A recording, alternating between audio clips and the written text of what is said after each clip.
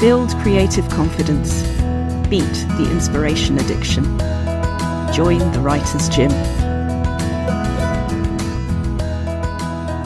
Today on the Writer's Gym, we are joined by Tim Lebbon, New York Times-bestselling writer from South Wales, who has written over 50 novels, as well as hundreds of novellas and short stories. His latest novel is Secret Lives of the Dead. He has won a World Fantasy Award, 4 British Fantasy Awards, a Dragon Award and a Scribe Award. His novel The Silence is a movie on Netflix starring Stanley Tucci.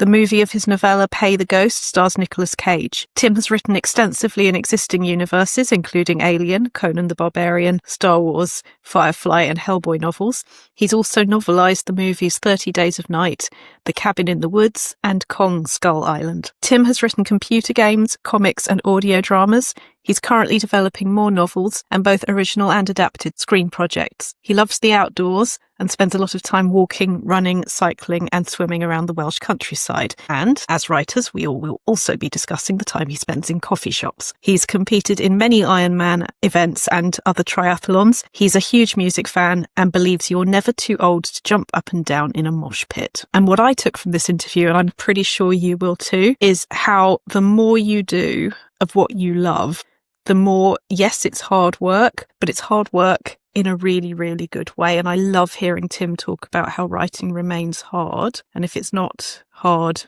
maybe he's doubting the process a bit. But that joy is, if anything, greater for the fact that we put so much of ourselves into it. Hello, Tim. Hey, Rachel, how are you? Really good, thank you. It is Good. So lovely to see you. Of all the bios I've ever read out, I think I've just got I can feel the joy in yours, and the fact that it ends like all of the brownie points for believes you're never too old to jump up and down in a mosh pit. That it's absolutely. all about doing what you love, isn't it? God, yeah. I mean, the mosh pit thing is a recent thing I added because I went to see Idols with my family. I'm a massive Idols fan, and they dragged me into the mosh pit, and I had such a good time. Well, honestly, I dragged a couple of them into the mosh pit as well. So, yeah, never too old. And mutual dragging into where you probably all at some level want to be. Yeah. I came out covered in beer and sweat and blood, but it was my blood, so it was okay. I was hit by a full plastic of beer on the head, and it just cut my head a little bit. Oh, wow! It was part of the fun. Yeah, my grandmother would have called that an honourable scar. Admittedly, she was talking about cooking rather than moshing. rather than moshing.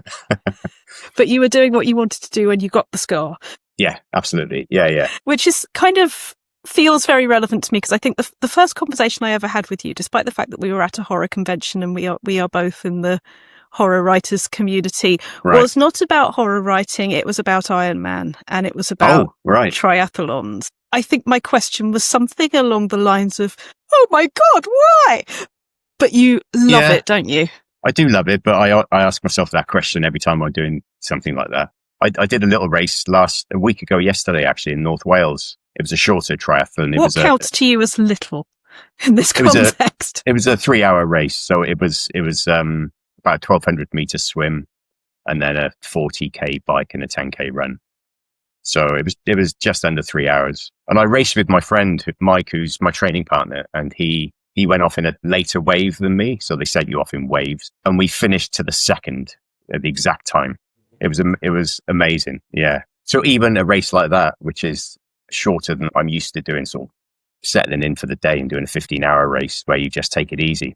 But because this one was really short, you really went, red lined it all the way. So it was exhausting, actually. I'd be more knackered from that than I have any Ironmans I've done, I think. I don't know if I'm reading a parallel into this, but I was reading a quote from one of your recent interviews, and you said, "I find writing hard. Writing a novel is always a challenge. If I'm finding it easy, I start doubting the process." And this seems like a work ethic overall in the fun. I guess it's a work ethic. It's also just that I find writing, it's work. I call it work. I've been a professional writer for 20 years now. And even before then, I'd probably say to my wife, "I'm going to go and do some writing now." But now I just say I'm going to work. And I come in my office here or a cabin in the garden and get going. I do find it hard. It's very rare I sit down for a morning and write for 3 or 4 hours and find it easy and get up and think that was a good day's work. But usually I'm beating myself up about not doing enough or thinking it's not good enough. It's a real process for me. Everyone's got a different process. I know that. And that's part of the joy.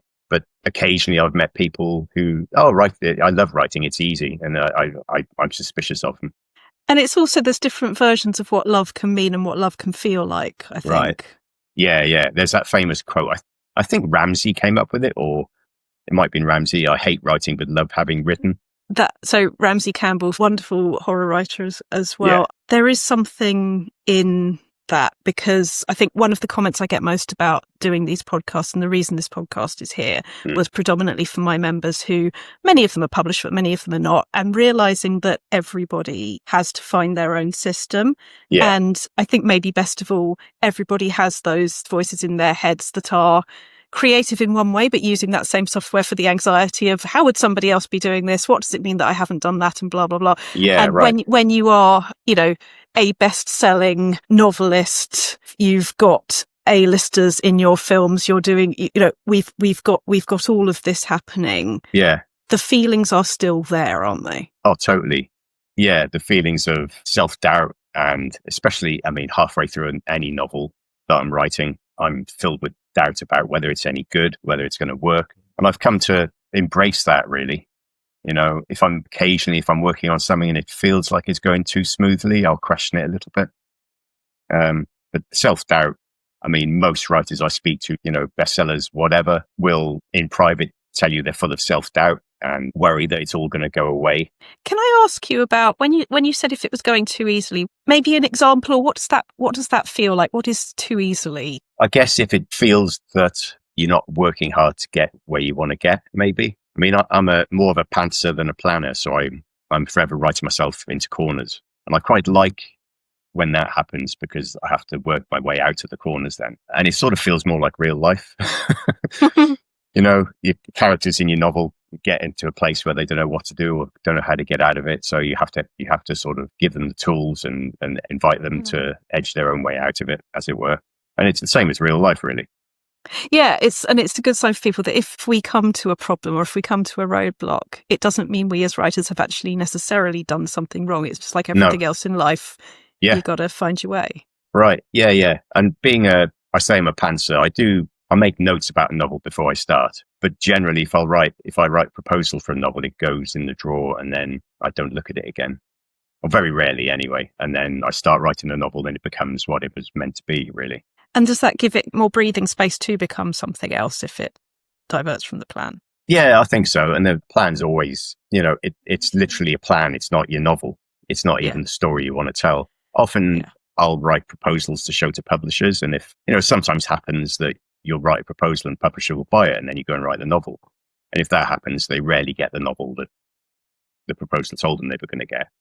And it's never, I'm not saying it's totally different, but it's always going to veer off the path, because for me, I'm still thinking, obviously thinking of the story when I'm writing. So I haven't got it all pinned down before I even start writing the novel. For me, the story's being created as I work my way through. So much so that when I get to the last couple of chapters, I speed up writing because I want to know what happens at the end. That's such a nice feeling. I want to know what happens. Yeah. I usually have a rough idea, but when you get into the end of a story, I don't think you're ever really totally certain of how it's going to end, who's going to live, who's going to die, Do you find that either some stories or some formats divert more from what you planned than others? 'Cause I'm thinking sometimes I know because you've obviously adapted as well, and that's a very different way of looking at things, because you do up to a point. Yes, you can change if you need to for some reason, but you do know what's going to happen.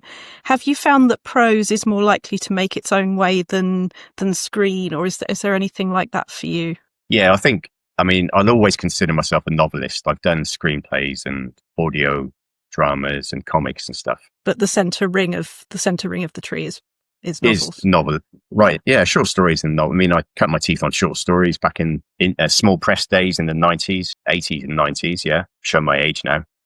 But yeah, at heart, I'm a novelist. And yeah. To your question, I think prose probably has more of a chance to expand than any other media for me. Especially, if I'm adapting something of my own, the story's essentially there, although the screenplay is never going to be the same as the novel. I'm working on something just today, actually. I'm adapting a novel I wrote 10, 12 years ago called The Hunt, which is a thriller. It's gone through multiple iterations because my screen manager is a really creative guy and he gives it a lot of input. I'm very lucky to have him. It's not someone I give a script and say, right, go and sell this. I give the script and he says, right, let's think about this. So I'm in draft 8 or 9 now, maybe. And it changes subtly every draft. And that's such a beautiful position to be in when you've got somebody that you have that trust and respect. Yeah. And a common objective, a common goal. You see it evolving together. Yeah, it's why I love collaborating. I regard Michael as a collaborator. I'm doing the writing, but he's doing a lot of the spitballing with me and the coming up with story ideas and things. I suppose the lack of confidence sometimes is why I love collaborating so much, because if you've got, especially on novels, if you've got a collaborator working with you, then, you're getting your ideas past them as well as past yourself. I'm great friends with Chris Golden. He and I have written 8 or 9 novels together now, and short stories and screenplays. And Chris is great for collaborating with. He's a story mine. He'll sit there. What about this? What about this? What about this? And he'll come out with loads of ideas that would have taken me weeks of sitting there staring into the abyss. So for me, collaborating is having that quality control. The instant the thought gets out of your head onto the page, and it feels like that with Michael working on the screenplay. I'll go away and spend a week or 2 writing the next draft, and then go back to him, and then we go through the same process and get into a stage where we're both happy with it and we're ready to show a director. But it takes a while. Once it gets to the point where you're ready to show the director, does a bit more of the same thing happen if the director's got queries, or is that part of the equation? Yeah, that'll happen. Yeah. We've got a director interested in this, and he's seen a draft and came back with some ideas. So I've sort of incorporated them, and then in doing so, sort of found other areas where we could hopefully improve. It's so different from writing a novel, especially writing a novel solo. I'll come up with the idea, write a novel. That makes it sound so easy, doesn't it? I'll just write a novel, send it to a publisher, and you get edited. A couple of drafts later, it's ready to go. But screenplays are never-ending projects. I don't think a screenplay's ever finished. It's just put aside and you move on to the next one. Do you not feel that at all about novels? Oh, yeah, I do sometimes. Yeah. I think I've said a few times, I don't think any story you're trying to tell is ever really finished. It's just reaches the deadline or it gets to the stage where you're happy with it. I don't revisit my stuff much. I don't reread. Because by the time, my new book's out now, but I'm not going to pick it up and read it again because I've read it 78,000 times already. So. But will there be a time in 10? Do you look back at things from longer ago and say hi again, or is it not like that? Oh, yeah. Only in that way where you look on the shelf and see books and think, oh shit, that was really good and nobody read it. Those depressing moments sometimes. Yeah. I've been in book charts, but it's generally for tie-in stuff I've done. My own books are generally not really bestsellers. They sell okay, and I've got readership and it's great, and I'm really lucky to do what I do. But just occasionally there's a book which just doesn't sell as well as others. And I think, oh, that's such a good book. I really wish more people had read it. So I suppose I don't really revisit the story as such, rather than revisit the moment in time when it came out and thinking, what else could I have done to push it? And possibly our subconscious are doing that anyway, because anything where there's still further to go, it's probably in there being made into something new, going to have another go, even if we never know it's happening. Yeah. And, that filters into other stories as well, as I think. Yeah. So having stuff republished is sort of a opportunity, I guess, but I've not really been tempted by that yet. Something that crossed my mind when you were talking about that process with collaborators, and then obviously the director is a collaborator too, but different levels of collaboration or different orders of collaboration. And a couple of things that I was wondering about, certainly for some of the newer writers that I work with, when they're new to the concept of editing, which is a collaboration in itself. Yeah. I've had some people be very nervous to start that, and either of itself, or I think also about how we find our levels of pushback. And I wonder what, when you talked about having, done this for 20 years and looking back at how confidence changes, things like that, what's it been like for you in terms of knowing when it's something to push back on or not? You mean getting editorial feedback from publishers or from editors, yeah? With feedback and I guess with collaboration. I know they're very different things. So with collaboration, I'll sort of talk about that first, because I think that's the easier part of those equations. So I collaborate with quite a few people. Chris is my American brother, and I collaborate with him all the time. And from the very first book, we really trusted each other, obviously we like each other's writing, good friends. So you can push back if something's not working. You can't be precious about your work when you're collaborating with somebody.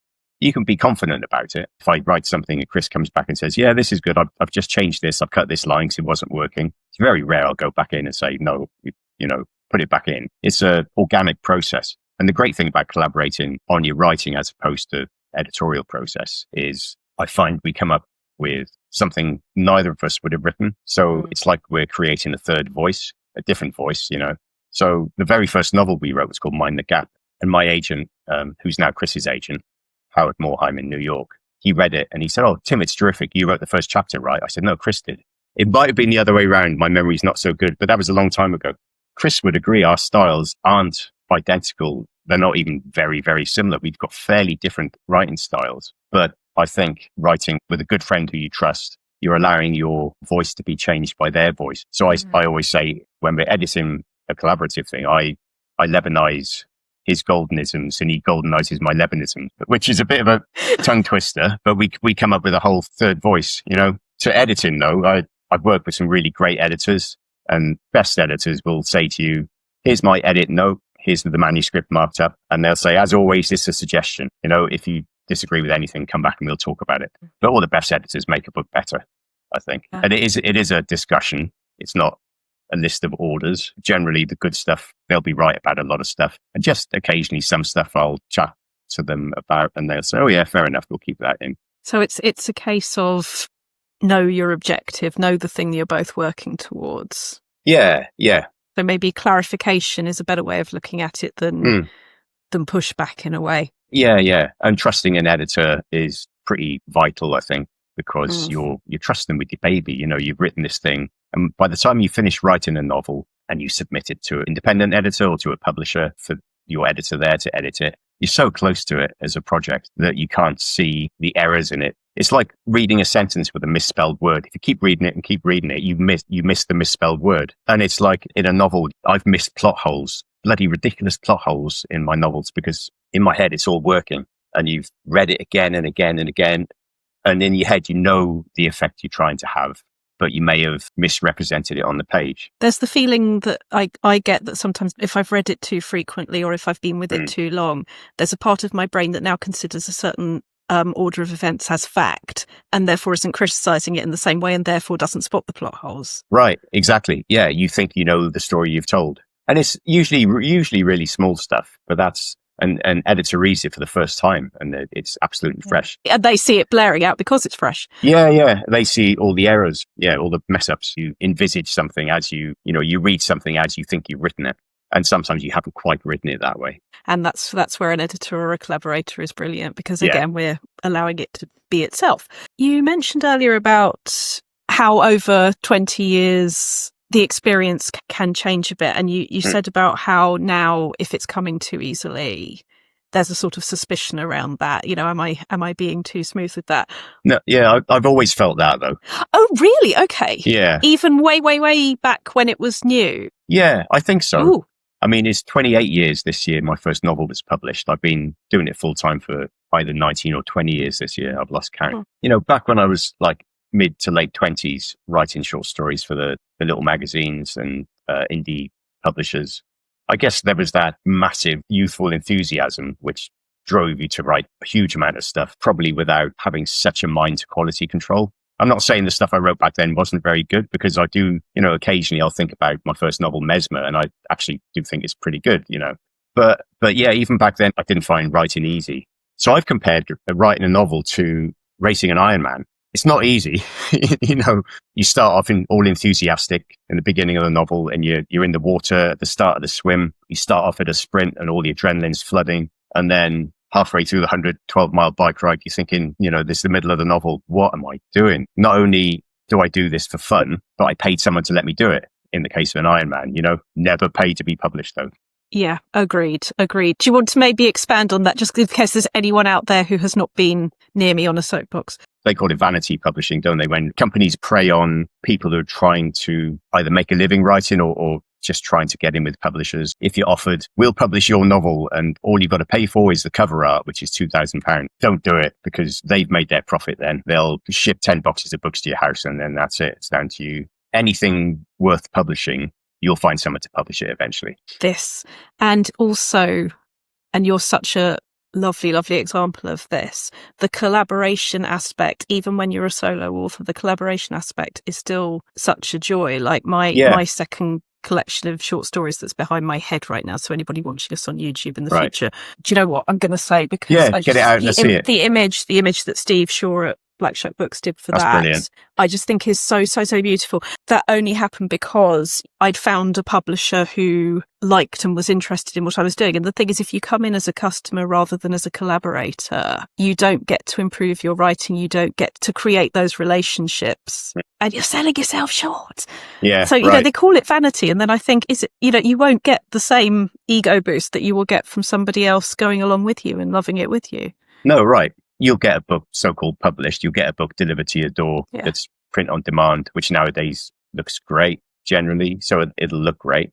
And you'll be able to show your, family and friends that you've got a book published, but you pay to have a book published. So not only is people preying on your desire to see your stuff in print, not only that, but in a way, it's more of an achievement getting something published when you've gone through the process of submitting, being rejected, learning from rejection. Still get loads of rejections now. If I'm sending a novel out there, my agent will send it to 15 publishers and I'll get a bunch of rejections, and it's all character building and all part of the process. It is important for us, I think, to say again at every stage that human emotions stay as human emotions. The phenomenal success that you have had does not mean that you're not going to feel, when, something doesn't land where you'd exactly want it to land. All the time. And I think your emotions about your level of success change with the level of success. I know writers who are getting high 6-figure deals and they'll say to me over a beer, but it might all go away next year. What happens? What if the next book bombs and it's crap and nobody likes it? I wouldn't say I have crippling self-doubt, but I'm always, oh God, I don't know, this isn't doing very good. My new book out now, Secret Lives of the Dead, is out 2 weeks ago, 3 weeks ago, whatever. And I look at the Amazon rankings now and I'm thinking, it's just nobody's buying it. But they are, because people are talking about it online and emailing me. People are talking about it everywhere. Yeah. And it's not all about Amazon. Amazon's the one place where you can sort of easily check sales rankings. Bit too easily. It's very easy to Google. It's too easy to do, yeah. The self-doubt, I think, keeps your feet on the ground a little bit. So occasionally I'll have a chat with my manager who's in LA. That sounds really wanky. My LA manager, have a little chat about submitting the new script. That's the best self-doubt quote ever. Yeah, it's a little wanky. But to keep your feet on the ground, after that, I always go out and pick up after my dog. So I've just been talking to my LA manager. Now I'm picking up dog turds, and it keeps your feet on the ground. Mentally, my feet are pretty much on, I'm quite rooted, I think. Jazz singer friend said to me recently, she was on the phone to somebody she'd met through her work and who'd been at one of her gigs, and this new friends. So what are you up to at the moment? She said, I'm just taking the washing out.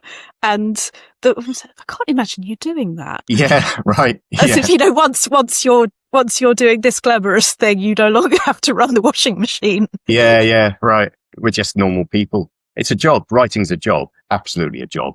Very underpaid at times. So there's always this. I do reflect quite a bit on my career. This is something else Chris told me. Chris, like I said, he's only a couple of years older than me, but he's a very wise older brother figure when it comes to the work, the writing and stuff. Chris has been through it all. People say I've had a lot of novels published. Chris is well over 100 now. I'm on about 53, I think. I'm a slacker. So we did a thing a few years ago where Frank Turner, he's a folk punk rock singer. He's got a massive following, but you won't find him on, the Chris Evans show on Virgin or anything like that, because he's sort of underground, but big following, big enough to open at the 2012 Olympics, And apparently before he went on stage, the stage director said, right, there's 1 billion people watching. He was like, what? So this is a real roundabout way of telling you what Chris said to me about appreciating what you've done at whatever level you are. So I'll cut a long story short. I'm not known for doing that. So Frank had a song called Mittens, and I'll try and remember the lyrics. And it was, I wandered lonely in the snow streets of New York. I came upon a thrift store that sold postcards by the yard. I bought a mile and shipped them home so I could read 10,000 10-word tragedies, the lives these people lead. And it's such a cool lyric. I said to Chris, that's a great idea for an anthology based on postcards, strangers' postcards. So I emailed Frank and said, "Can we do an anthology based on this lyric?" He said, "Sure, I'll send you the postcards." And so he did actually buy a box of postcards at this thrift store in New York. Wow. So he sent us this box of postcards. We chose a load of great writers, sent them a couple of postcards each, had the anthology published by PS Publishing. Frank wrote his first piece of prose for the book. And then I was chatting to Chris. I said, "Wouldn't it be great if Frank could do a launch event for us?" He said, "There's no fucking way he'll do that." So I emailed him. He said, "Yeah, sure. You find me a venue."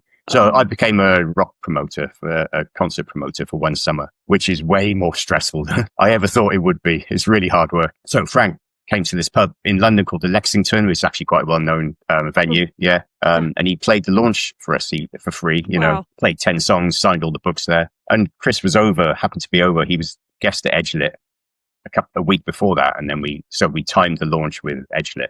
And Chris has done a lot of stuff. He's toured the UK back in the day when he's writing Buffy novels and stuff. He said, "Look, step back and absorb everything that's happening here. Don't just get swept up in it." Because it was an amazing night. He's literally my favorite punk rock singer, playing a gig for us. It was amazing. And Chris was right, so step back and absorb it. And I try and do that more now. Every little success, have a short story accepted for an anthology. I still get really excited to see the email. "Yeah, we loved your story. We'll take it." And I've had quite a few published in anthologies now. Something like, the recent Stand anthology, The End of the World as We Know It, which is based on Stephen King's novel, The Stand, obviously. Big anthology, 35 writers, and I was lucky enough to get a story in there. So I'm fully absorbing the excitement of that book coming out and people's reaction to it. Because it's a career highlight, it's my favorite novel. God, I'm waffling on now. So no, it's beautiful. Honestly, it's so beautiful because I cannot tell you how much it means to hear people who are doing the thing, reminding themselves to enjoy it. That, the sort of, the way I sometimes describe it as the 14-year-old in your head working the controls, let them have their moment. But also, as you say, acknowledge it never stops being hard work. Right. And we don't want it to stop being hard work. I do hear that in how much you enjoy the Iron Man stuff as well, that the journey is every bit as big as the destination, if not more so. And Absolutely. There isn't a destination anyway in the case of writing. You're always progressing. It's always an ongoing destination. It's the next deadline, the next book release. But it's an interesting career. My UK agent, Caspian, I had a beer with him after the End of the World as We Know It launch in London a couple of weeks ago. And he said he thinks it's a career that keeps people youthful in their mind because you're always looking just a little bit to the future for the next book publication, the next anthology submission, or the potential next exciting thing that might land in your inbox. I'm always waiting for new, exciting news about stuff that 9 times out of 10 doesn't land. There's always this potential film thing or screen thing or, stuff like that. So it is. And also there's always a point in the middle of an Ironman where I say to myself, I'm doing this for fun, and remind myself, God, look where I am. I'm in Snowdonia, cycling around Snowdonia, racing with friends. And you pay for the privilege, but it's something that you love doing. Yeah. And it's quite important to remind yourself in the pits of despair about how shit your next chapter is, that you're actually, you're making up stuff out of your head to potentially sell. That's an amazing thing, really. It is an amazing thing. And actually, another thing I noticed with that is the amazingness, even when you're sort of surrounded by the fact that you do know that authors are people and everybody's just a human trying their best. I was reading one of yours when you emailed me, and it was this, there was just this little minute of, what? Oh, and it's just, I've had that every so often where it just sort of something reminds you that it's happening, and that whether it's your first short story submission or whether you've got, how many was it? 53 novels, I think, or 54. Yeah. I've sort of lost count. Yeah. And I'm summarizing because obviously there's all the films and there's everything else. But wherever one is keeping that joy, that excitement. So, life art boundaries, Tim. Right. It's different for everybody. But giving you an example, I take over the living room. The living room is my den and office during the day. And when the door is closed, the door is closed. And my partner knows Rachel's writing, or he knows if I'm on Zoom because I tell him I'm recording or whatever I'm doing. There's a clarity to that. You mentioned you have a dog. I know you also have humans. I do, yeah. He's down there now, my puppy. Oh, yeah. He's very welcome to join if he would like to. Don't know if we'll be able to. Go on, push out ratings. You can just see his bum. He's asleep. And honestly, I don't really want to wake him up. He's lovely. He's 6 months old. If I woke him up, he'd probably be good, but he'd want to know. And he's a Labrador, so he's actually too big for me to pick up. and he's sleeping quietly. So yeah. I've now seen a cute animal with the result that my brain has gone to muck and can't remember the question. Right. But the question was along the lines of art, life, boundaries. What have you evolved that works for you so that you have your space and time? What's been good for you? It sort of changes quite often, actually. Not quick changes, but it's like a organic process. So I've always pretty much 9 to 5 writing, and that's left over from when I used to work for a living. I still work for, you know what I mean? Now I just work harder. Yeah. I enjoy it more. Well, yeah. Enjoy the work now. It's left over from when I worked for the man. And I think that's a healthy thing to try and have an established time. But at the moment, for instance, my wife works 8 till 1 and then 2 till 4. So 8 till 1 is great. It's like a good lump of time in the morning that I can write. And then she's home for lunch every day, which is great. But it means I stop work. And then she's gone at 2. I try and get back into it. And then she's home at 4. So my main writing time at the moment is in the mornings. And I'm sort of better earlier. I haven't written in the evening for a long time. I do Zooms, I do meetings and you know, emails and admin and social media crap and all that. But my main writing time is the morning, really. Can I just get excited about that for a moment, please? Because you're a morning brain for writing. And are you good at ignoring the emails until the afternoon or turning it off until the... No, it's like, no, I get on, check any emails, check the social media in the mornings. And then, so Tracy goes to work just before 8. And then I usually really try and sit down at 9 to start writing. So you've got a landing pattern. Dog. Yeah, pretty much. It's not strict. You know, I got to walk the puppy. So my son's living at home as well now. He graduated uni. He graduated uni about a couple of months ago. So he's having a bit of time out. He's going to travel soon. Well, early next year, he's going to Costa Rica for a month, I think, which is amazing. So he's home. Dan's home.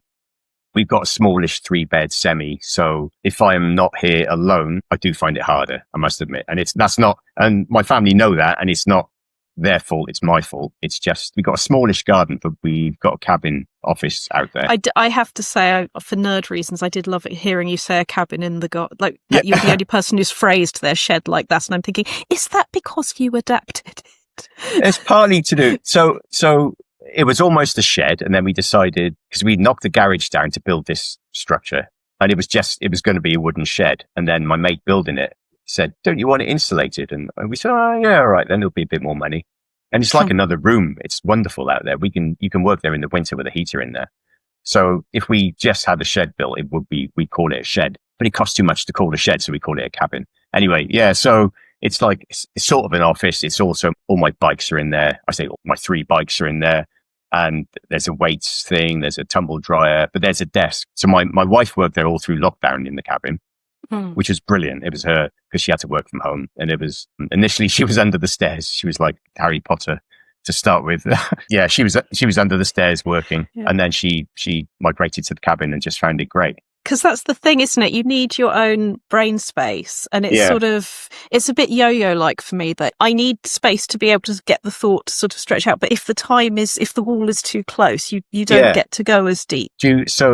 Do you move around working as well? Because I do. Yeah, yes. I do. Yeah. I find that helps I've sometimes told people that my beloved cat that I used to have, Teddy, he taught me this, because one week there would only be that sofa in the entire world, and the next week there would only be this armchair in the entire world. Yeah. And I find if I've either got different projects for different areas of the room, okay, that's interesting, or something like that, my mind is fooled into thinking that it's had a break when it goes from one project to the next. Yeah. I mean, I do take lunch breaks, I do have breaks, but I do find that does something helpful. Yeah, I just find, not necessarily for different projects, but just a change of environment. I find the change of environment really helps me, and it's not particular to any project. It's just sometimes I go to a cafe to work. Got a place where my son's working at the moment. Actually, it's called Baffle House. It's a brilliant cafe. It's like a bit of a biker's cafe, but fantastic cakes. And the coffee's great. So I go there to work sometimes. Name. Baffle House, yeah, it's brilliant. Yeah. It's really, really good. Or I go to Abergavenny, our local town, and find a cafe there with my laptop. In previous years, I thought I couldn't work at home, and then lockdown happened, and I absolutely now need to work at home. But I'll take myself to cafes as a treat. I just don't want to get dependent again. No, that's right. Yeah, I regard it as a treat a little bit, because I end up spending money on coffee and food. Be rude not to. Yeah, you have to. But also, I do. It's really weird. Sometimes I'll be struggling at home, and the day will end, and I'll think, oh, haven't done nearly enough as I should have done. And I beat myself up about that all the time. So your should fairies, are they around? I did a piece called "Shooting the Should Fairies" in previous series. Are your should fairies around amount of productivity per time? Yeah, day? Usually. Yeah. I mean, I rarely finish a day and think I did a good day's work then. Can we just all take a moment for how much you've done and that thought is still there? I just think we all need to flag wave for this is human. It's got nothing to do with the amount of achievement, publication, production. I have always pointed out that when we get these shoulds in our head, they're always with terribly good intentions. It's always a case of wanting to do something well, but actually the thing... I don't think you've ever seen the Writer's Gym bookmark. You'll probably be in a goodie bag at Edgelit next week. But what we have here is the Writer's... where you are now is the Writer's Gym. There may be 7 basic plots, but they're infamous original voices and getting everybody out there. Good. But one of... Everything about this is not writing specific. It's writing advice. Best writing advice is never about writing. And one of them is perfect was never on the menu. Oh, yeah, that's perfect. That's great. Yeah. And the should fairies thing for me, that's why. Because yes, of course, it would be delightful to have, done these entirely finished things in a day. But actually, you've probably made one breakthrough. You've probably taken one authentic step in or maybe a lot more in the direction of where that should be going, where you want it to be going. Yeah. And that's real. Perfect's not real. No, right. Even satisfied isn't very real sometimes for me. Finishing a day like today, reading through a script I was working on this morning and into the afternoon. I went for a run lunchtime because I just needed to get out a little bit. But and I'm thinking to myself now, I should have finished that today, and I haven't. But going to you can see there he is. Hi, Otis. Hello. Otis. Good boy. Otis. Hello. Good boy.